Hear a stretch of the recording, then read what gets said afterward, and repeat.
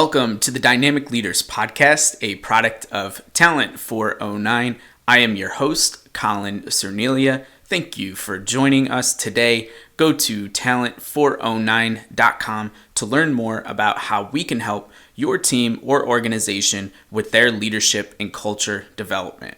This podcast is available on Spotify, YouTube, Stitcher, iHeartRadio, Google Play, Radio.com, iTunes, and Apple Podcasts.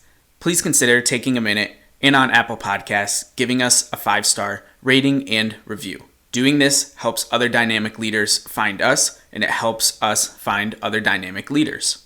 And don't forget, you can now ask Alexa to play your favorite Apple Podcasts on any Amazon-enabled device. Just say, Alexa, play the Dynamic Leaders Podcast. Getting Dynamic Leaders with Colin Cernelia from Apple Podcasts. On to my featured conversation. Today, I had an opportunity to speak with Nate Daniels. Nate is the president and founder of the Daniels Sports Performance Academy in Virginia. His athletic background includes playing up through college football, where he was a 4-year starter for the Ferrum Panthers. We talk about that. We talk about him being a captain and his leadership style. Plus, we talk about the work he is now doing with the next generation over at the Sports Performance Academy. And finally, we discuss why we want to be defined by how we come back and not our fall. Let's get right into this conversation and let's discover our talent altitude. Here is my talk with Nate Daniels.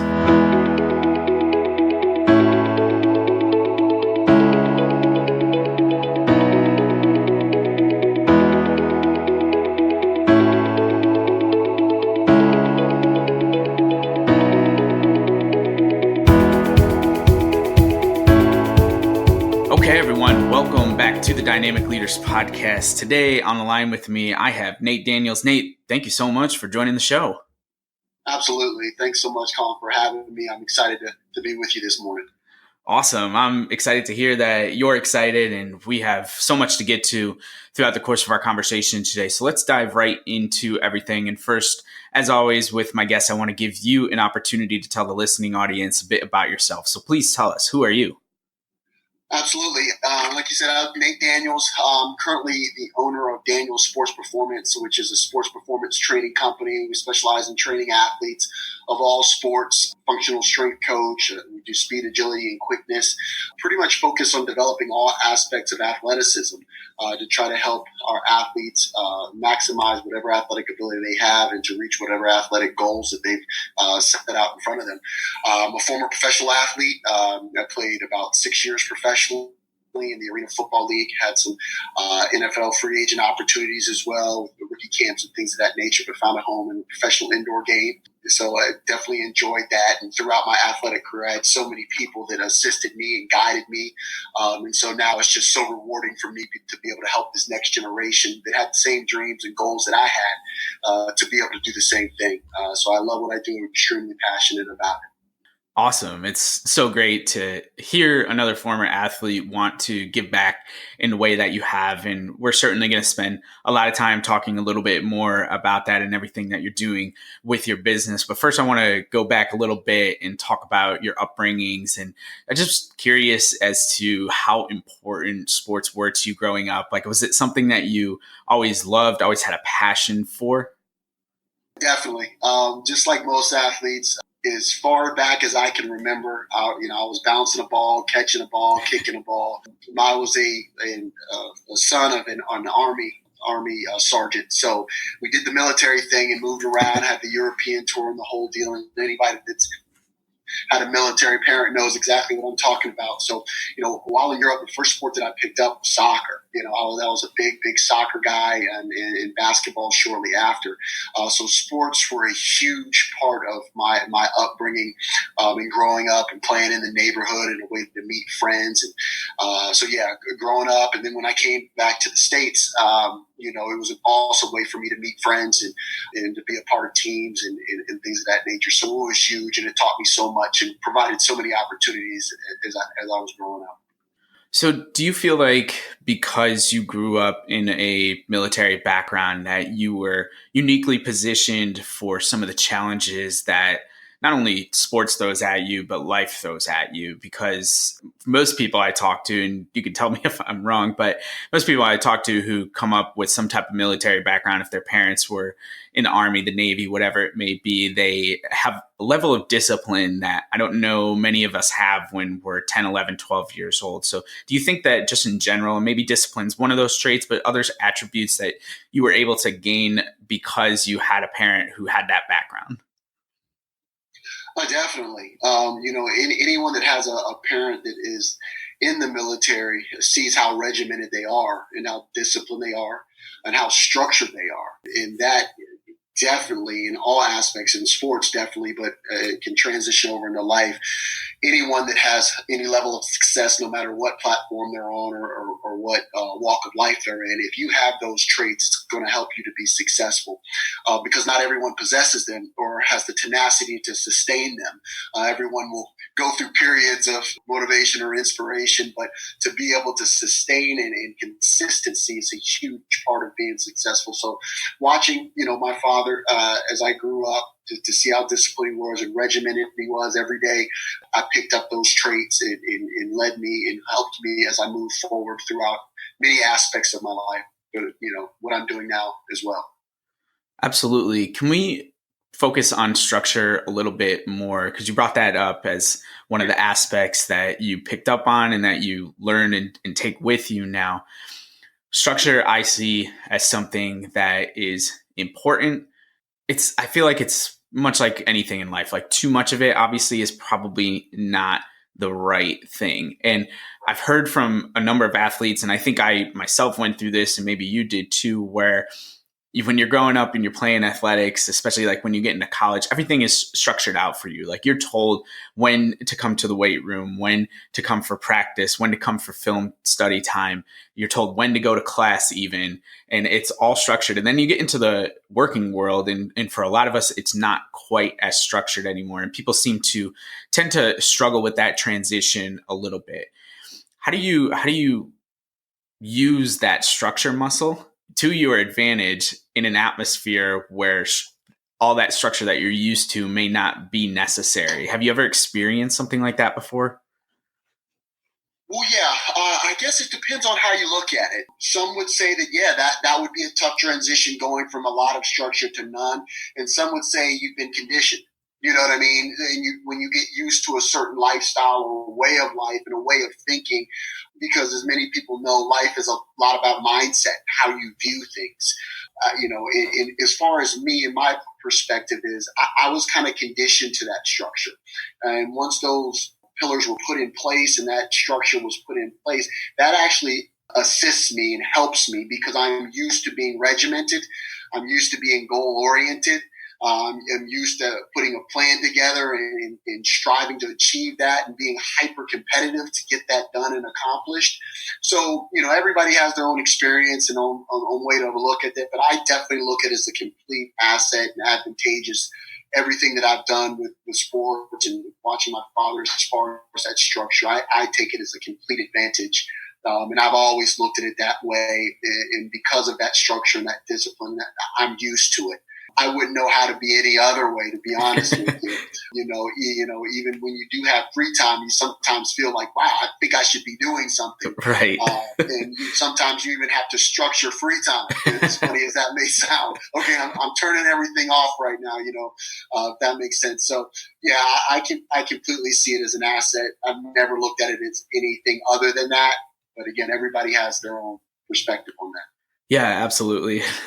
I could totally relate to having to structure out free time, fun time, that type of stuff. I feel like as an individual, I'm far less spontaneous than someone like my wife, for example, who is a little bit more free flowing, and it's good in some ways, and it keeps me honest. But for the most part, I'm much like you. I want that structure. I don't necessarily need the structure, but I like it. All right. So you played, as you mentioned, college football, pretty decorated career as well in college. You are a Hall of Famer for the Ferrum Panthers. Can you talk to me a little bit about what that experience was like? Because you were a 4-year starter, and I'm sure you saw a number of different things that just playing so many games and being on the field so much that you were able to pick up on that you could take with you to the next level. But what specifically about college really stood out to you?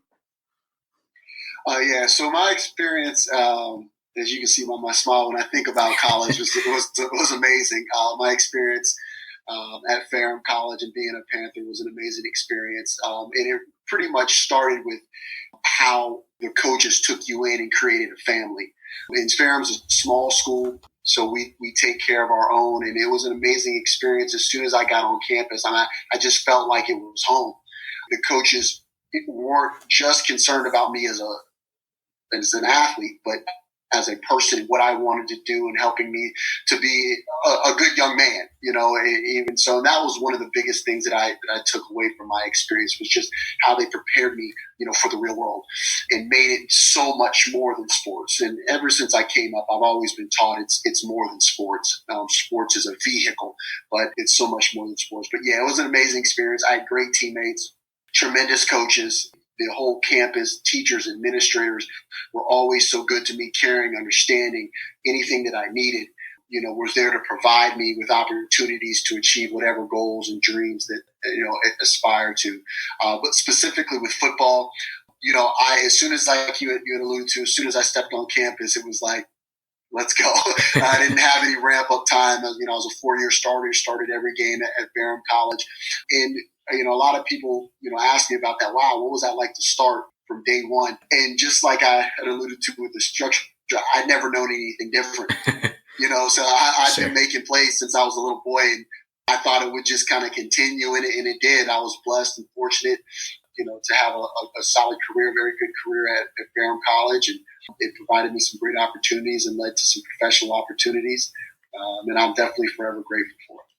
That's awesome. And I love how you talked about when you stepped on campus, and more appropriately, when you got to the football program, that it felt like a family to you almost immediately. The coaches conducted that type of environment.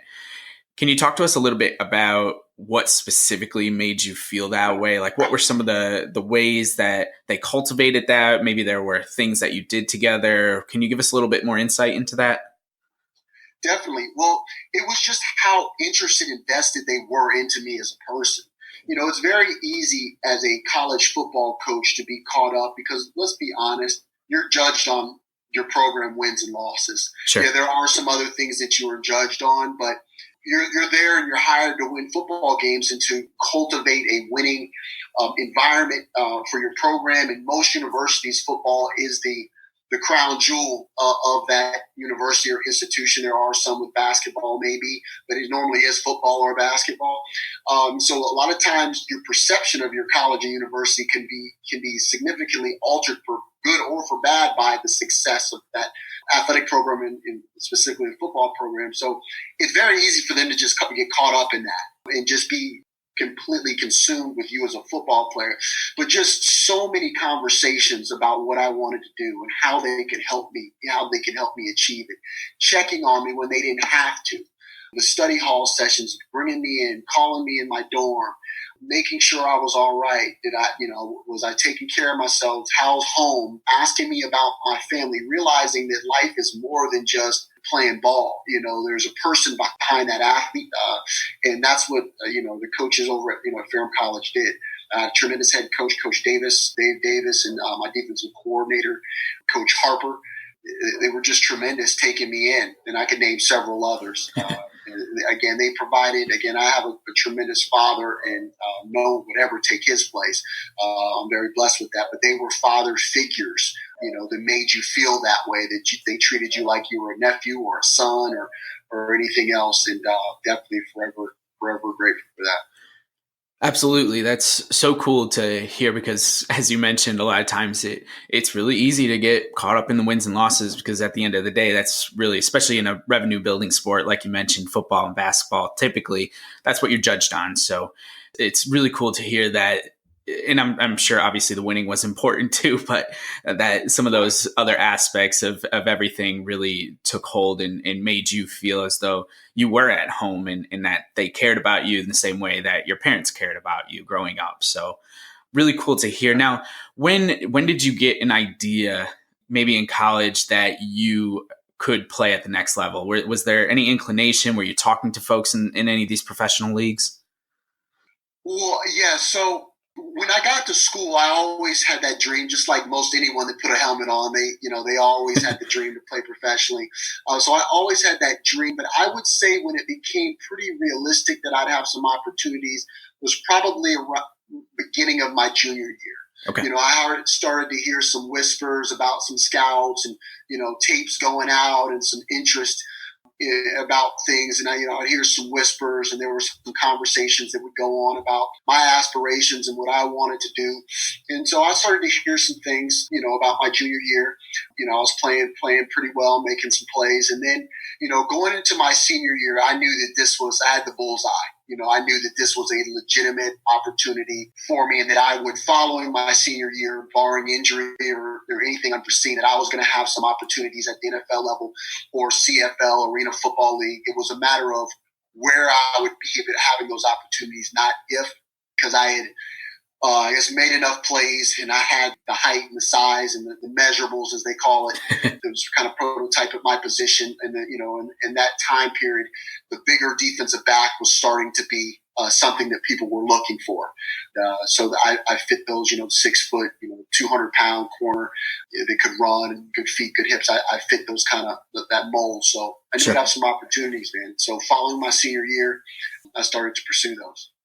What do you think, looking back on it? So I've had a few different professionals on, and I'm always interested the difference between the recruiting process from high school into college versus, we'll call it the recruiting process from college into the pros. Obviously, it's not as much of a recruiting process as it is you get selected potentially by somebody and you say, okay, I'm going to go play for you. So what were some of the big differences for you?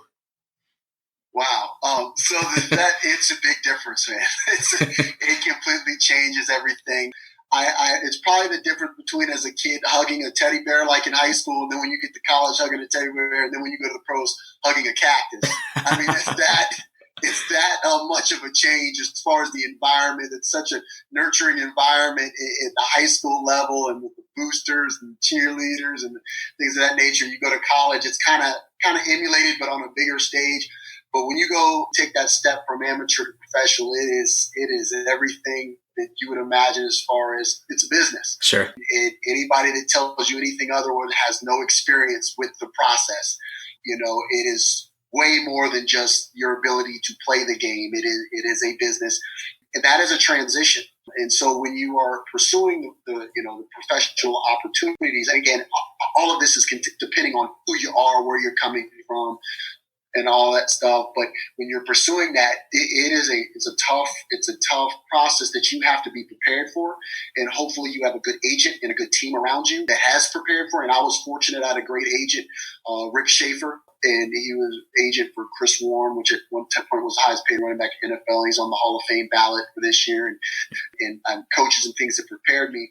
But basically, you have to have a unshakable belief in yourself, because you're going to be highly critiqued harder than you ever have. You've always been told, man, you walk on water. You're the greatest thing we've ever seen at the youth level, high school level, college level. But when you get to the professional level, you look around and everybody was an All-American.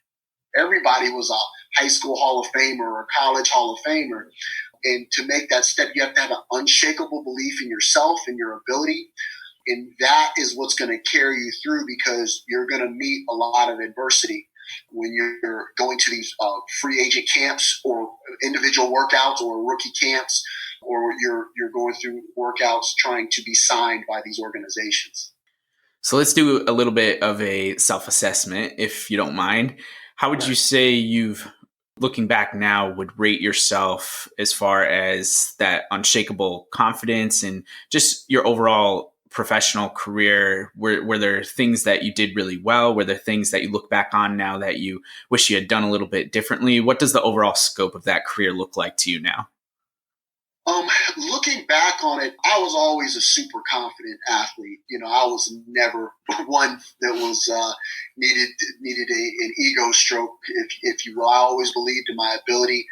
I was definitely one of those guys that was a playmaker that found themselves around the football or in any sport that I played them all. But so I had extreme confidence.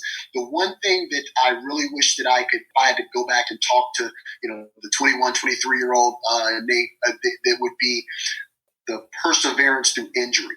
I caught a little bit of the injury bug.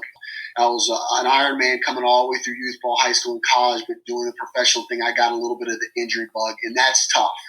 There's a lot more leeway when you're at the younger levels, but when you're injured at the professional level, the organization will move on very, very quickly. So, I was injured, my lower leg, my foot, and had to have surgery on that. That was during an NFL opportunity, and then went into the Arena Football League, had some hamstring issues. And it's tough for a young guy having to fight through those injuries when you're on the sideline, and having to rehab and then come back, and then you're injured and rehab and come back. So that would be the biggest thing. If I could go back and handle those a little bit better, because you get down. It's hard. When you want to be out on the field, or you feel like you should be out on the field, or have more opportunities than you should, and you're dealing with injury, that's rough. And so that would be the biggest thing I wish I could handle a little bit better. Hey everyone, Christine here to talk about a sponsor of this show, my own business, Sweat with Stods. Head over to sweatwithstods.com to get the workout that suits your needs, whether you work out at home, in the gym, or you're brand new to fitness. There's something for everyone. Podcast listeners also get a special discount with code DYNAMIC at checkout, so be sure to head on over there after this. Thanks, and back to the show.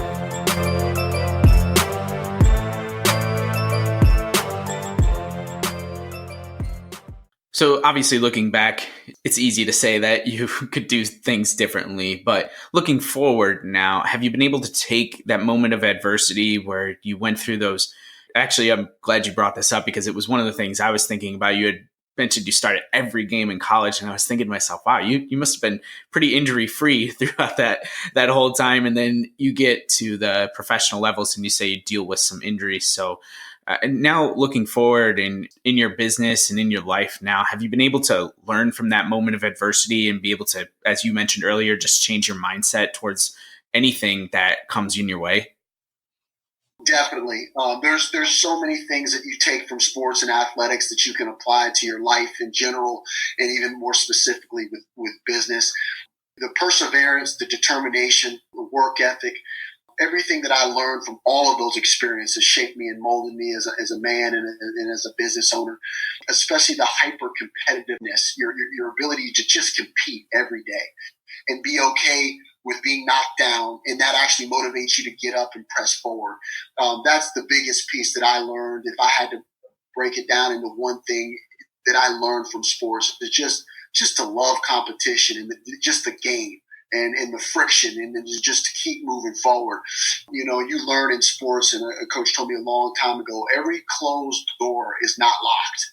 Sometimes you got to push it. You got to push it open. And that's what you learn through athletics, because you go through so much. You go through so much as a young person, and all of those experiences. There's so many, it's hard to name. Build you as a character, build your integrity, build your perseverance. And all of that is transferred into your daily life and in business. And I use all of it every day. When did you feel like as though your professional athletic career was coming towards an end? Was it really the injuries that started piling up that said, hey, I might need to look towards something different? Or was there something else that triggered the end of your career?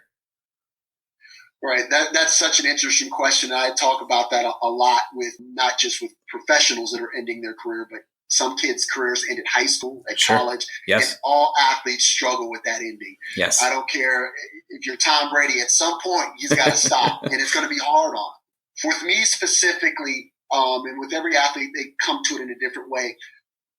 I just didn't want to do it anymore. Okay. I came to a point in my career where I felt like I had apexed, and I had a great season. I was about 27 and a half years old, and I'd had a 6-year career professionally. And I felt like I'd accomplished everything that I could accomplish at that point in my career. And when you have that feeling as an athlete, and you've probably heard athletes refer to this before, where you don't have the desire to prepare like Yes. you used to, that's when it's time to kind of step back. So I stepped back and kind of looked at it, and I was fortunate and blessed to want to do some other things. There was other things that I wanted to do, and I'd already had a head start on the training of athletes, and I had a vision and a dream of how I could transition. Some athletes hang on a little bit too long because they don't really know what else that they want to do. Right. But I was excited for the next phase of my life, and I felt like that I was comfortable with the things that I'd accomplished, and I was grateful for the things that I accomplished, and I was at peace. And so my last game was a playoff game. I actually got player of the game that game from the broadcast station, and I received that award in the middle of the field as they announced it. And I was like, you know what? I'm out. This is a great way, and I'm out. I thought about it in the off season, and I felt that I was ready, and I was excited to move on into the next phase. Yeah, that's a positive note to move on from. And I'm glad that you were also just able to get there on your own and be comfortable and confident in that decision. Because like you said, it can be such a struggle no matter what level you're at. And it's just an identity crisis for a lot of people. So it's awesome to hear that you were able to make that transition. Now, when you do transition out, did you immediately start up the business, or were you trying to figure things out in between the end of your athletic career? And then how did that all work out? Right. So as far as my business, I initially started Daniel Sports Performance when I was playing. Oh, okay, cool. As an entity, I wasn't doing it full time or anything like that. Sure. Didn't have a facility and all that. I was grinding, man. I was out on fields. I was going to schools. I was doing all that because so many parents would approach me and say, "Hey, can you help Johnny or Billy get better?" People that I knew from my community back in high school, things of that nature. So I got my certifications as a young guy. I was 23, 24 years old.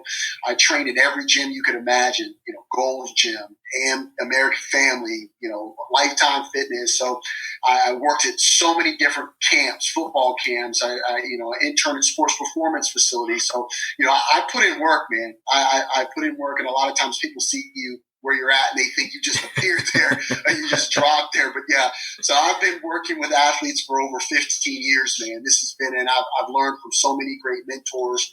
And so when I was playing, I would be training in the off season, not just athletes, but personal training, regular Joes as well. Sure. Like I said, at every YMCA, every facility you could think of. So I always knew that when I finished playing and I could really put my focus in it, that this is what I wanted to do.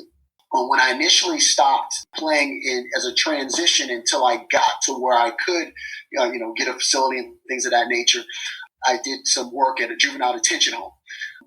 I'm very passionate about young people and impacting young people in any way that I can.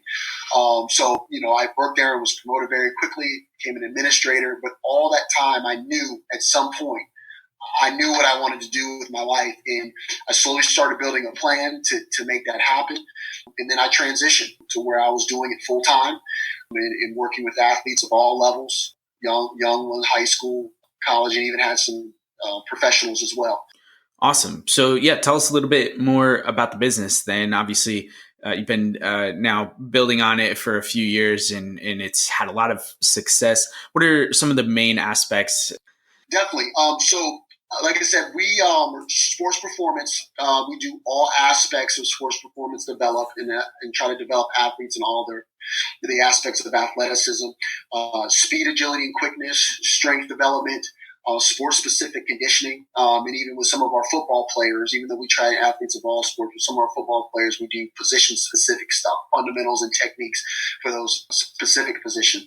So this is a super exciting time because to this point, I've been training out of other facilities, basically leasing space out of other facilities to this point. And I'm super excited for the first time opening up my own facility here next week.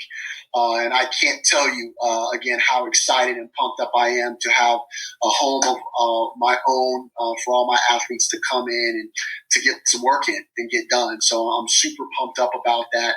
So we'll be doing a ribbon cutting next week. And then doing the grand opening celebration next month. But I will be doing a little bit of training in there this month as well. But yeah, just can't tell you. It's been a lifetime journey and super rewarding and thankful and grateful to accomplish that. That's awesome. Congratulations on that. I'm super excited for you too. I'd love for you to talk a little bit more because it was something that you had mentioned, and it's definitely something that I notice happens often. And I think this culminates really well with the grand opening of you getting your own space and just understanding that where you are today isn't where you've always been. And that doesn't mean that what you've done in the past isn't as good as what you're going to do in the future. And a lot of folks see finished products, if you will, or they see people who are successful and they think that they've been there the whole time. But for you, and I'm sure you know this, you've had to grind to get there, and you've talked about this. You were working when you were playing professional football during the off season, you were getting your certifications, you were training people. So you were grinding even when you were a professional athlete. Can you talk a little bit specifically about the grind and what that really takes? And I'm sure that there's been some bumps in your road. I know there's been some bumps in mine, but just talk about the grind and how you've been able to get through that aspect of everything. Yeah, well, you definitely hit on it, especially in this era of social media, because with social media, I love social media as far as some of the things that it can do. It gives people platforms to express themselves. It gets great information out there. It's a learning tool for a lot of people for knowledge and inspiration and motivation. So there's so many positives. But one of the possible negatives, depending on the way you look at it, is people see what people want you to see. Right. They see what appears to be finished products. And so when someone may, follow you on a social media account, they'll see where you're at, but didn't see me 15 years ago out on a field when it was freezing 20 degrees with a stocking cap, a scully on, with Under Armour all over myself, working in fields or out there in 100-degree weather, training in 2 or 3 guys. They didn't see that. They weren't there with me through that journey.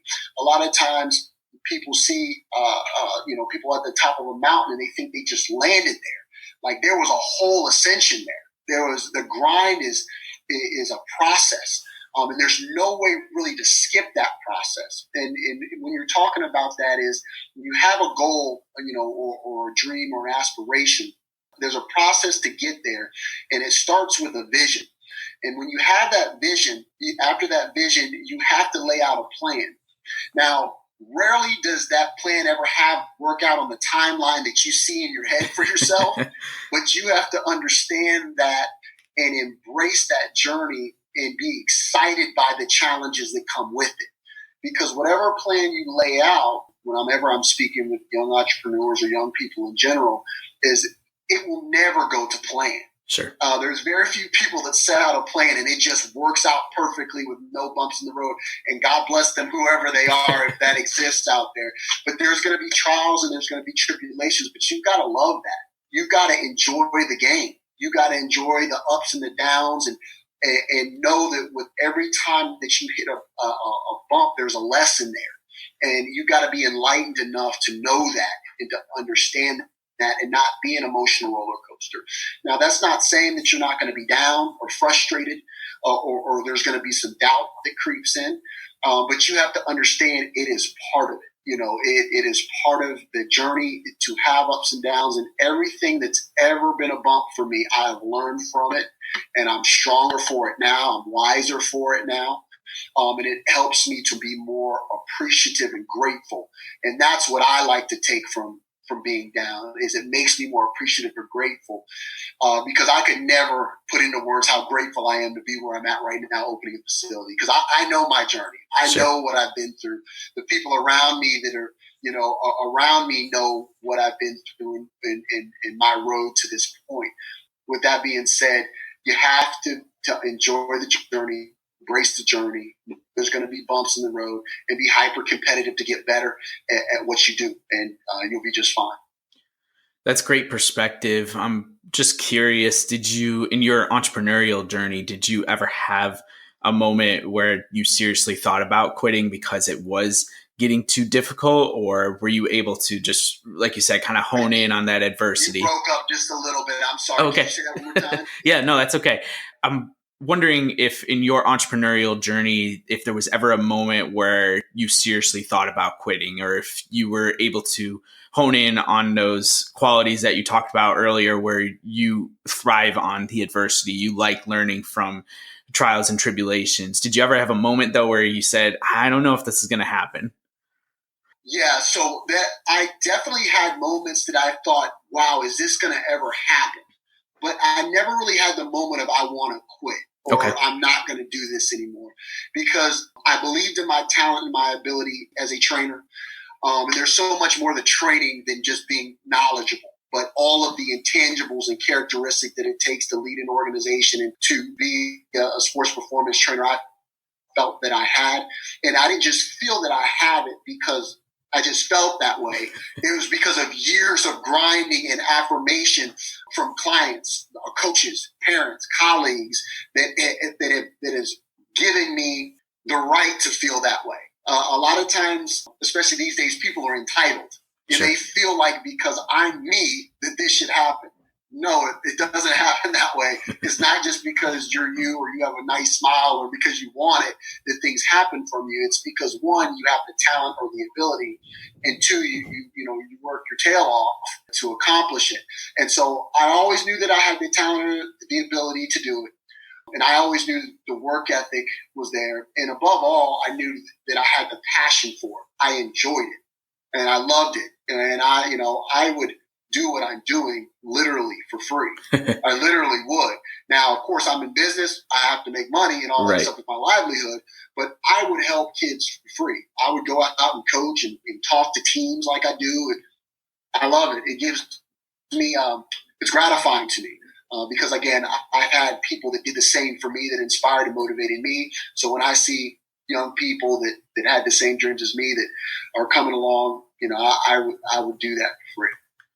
That's great perspective. And I appreciate you sharing that insight into the entrepreneurial journey specifically, because it can be difficult, but it can be attainable too. You just have to have the right mindset, as we keep talking about that throughout the course of our conversation today. So now tell me a little bit about you, obviously, and I'm asking this because I know it's something that's important to you, because you've mentioned the family atmospheres and being more than just an athlete. How much of that leadership development and that culture building aspect do you get to teach during your training? Because I know a lot of your training is physical training with athletes, but do you get to do a fair amount of the non-physical aspects as well? Yes. So we talk about that pretty much every session. And again, what I try to pass along to my young people is it's great to be a good athlete, but it's better to be a good person. Yes. And that's what it's about. It's so much more to sports. And I was always taught at a young age, like I mentioned before, sports is a vehicle. It's not an end-all, be-all. At some point, everyone's career comes to an end. So it's more important to take the values and the learning tools from sports so you can apply those to your life. And again, I always encourage my kids to have priorities. And to me, sports is not at the top of that priority list. And again, everybody's got a different level of values, and that's up to them to establish that. But I always try to tell my kids, your faith, your God, or whatever you believe in, your family, your school, and then sports right down underneath there, somewhere underneath there. So I harp on that constantly. I try to pass along all the lessons that I've learned, because all of the aspirations that most of my athletes had, I had. They wanted to be high school stars. I had the same. I wanted to be a collegiate star. I wanted to play professionally. I was in their shoes. So I know what it's like to be a student athlete. I know the positives, the highs and the lows. I know what it's like to be revered in your school and treated a certain way. And and told you're this and that, and being able to people to cut corners for you and things of that nature. And so I try to pass along all of that information to develop them as a person. We have a program that's called Level Up, which is specifically designed for at-risk youth that don't have all the opportunities that some of us were born with. And I really talk to them about decision making, because that is something that usually is a separator between successful people or highly successful people and people that struggle. There's a lot of things in life we do not control. We don't control our color. We don't control where we were born or our parents, but we can control our work ethic. We can control our tenacity. We can control a lot of things, and that comes down to decision making. And people who make good, positive decisions usually have a great chance of being successful, and those that struggle with that decision making and making good, positive, solid decisions normally will always struggle in life. So we talk a lot about decision making and making sure that we're making decisions that we can be proud of, our family can be proud of, and that are going to put us in the best possible place to be successful. And any decision that doesn't do that, we need to question why we're making that decision or choice. Absolutely. And to, I guess, expand on that a little bit, I'd like to get a little bit practical if we can. So say you are working with a high school student athlete, so someone that is old enough to understand the consequences of decision making and understand what it is. Say you're working with somebody and they make the wrong decision, or they make a negative decision. It's not something that's leading towards a positive result. And to your point earlier about how we shouldn't be defined about how much we fall, it should be how we come back from adversity or from tough moments. If you're working with that student athlete or that child, whatever it may be, how do you help them get over that moment of, oh crap, what did I just do? Or that moment of disappointment where they may be feeling down because they let down their parents or their friends and they didn't realize the magnitude of their decision and how it would affect people. Have you ever had a moment like that where you're working with someone and they have a pretty big fall, but you've been able to help them get back up? Sure, lots. As being an adolescent or a teenager or a young person, man, you make so many mistakes, but that's what it's for. Being young is about figuring it out. And the only way you can figure it out, is by making mistakes.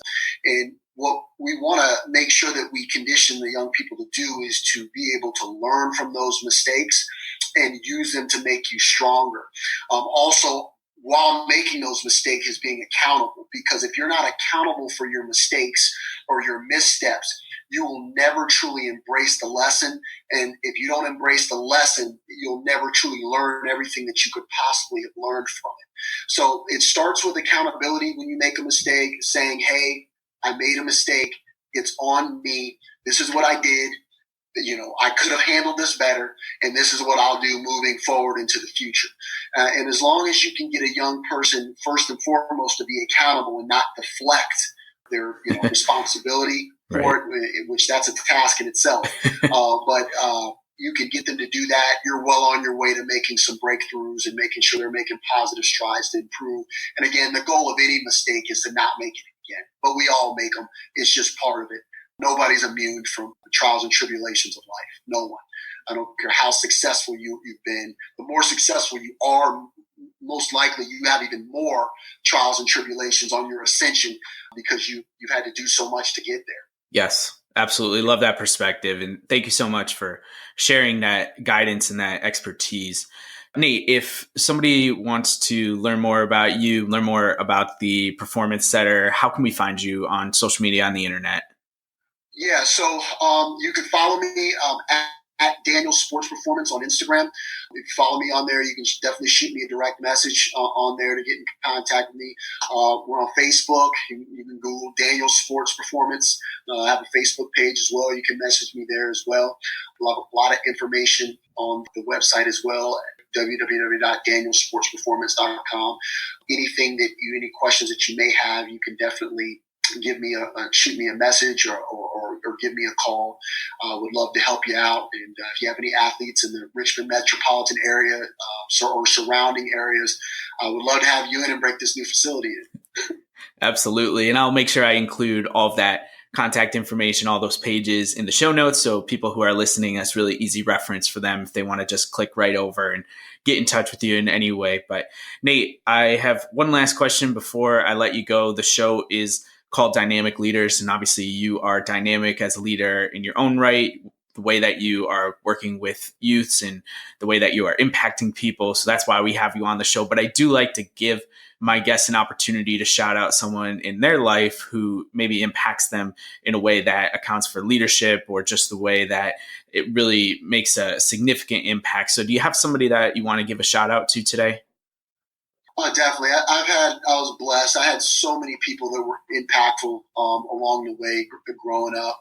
I had tremendous parents, my mother and father. As I had mentioned, my father was a military man and my mother was an educator, a teacher, and then was a guidance counselor. But yeah, there's so many dynamic leaders that I could give a shout out to, but I would definitely start with my mother and father, and even more specifically, my father, and I mentioned him earlier. But I've learned so much about being a leader from my father.